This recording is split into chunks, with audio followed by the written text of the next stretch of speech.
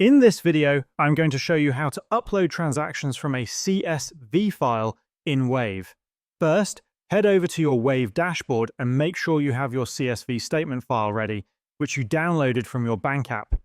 Once you are in your Wave dashboard, you will see a side menu on the left side of your screen. Here, find the option labeled Accounting and click on it. This will expand a sub-menu where you should click on Transactions. Once you are in the Transactions section, you will see the screen that displays all your transactions. To upload transactions, click on the option labeled Upload Transactions. If you have previously added transactions manually, and this is not your first time, you might see an arrow at the upper right corner of your screen.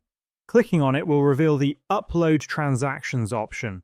In the Upload section, scroll down slightly and locate the Choose File button. Click on it, select your CSV file, and then click Open. Your CSV file will now be uploaded.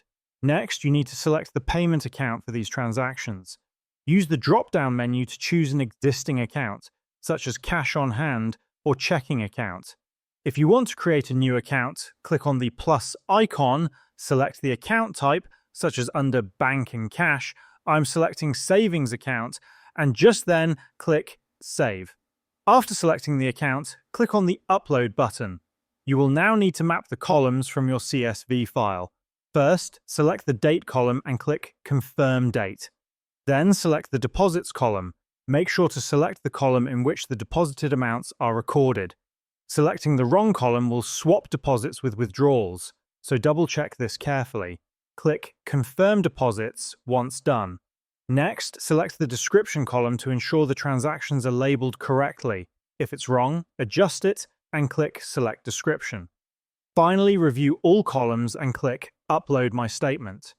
Once this process is complete, you will see all the transactions from your CSV file displayed in Wave.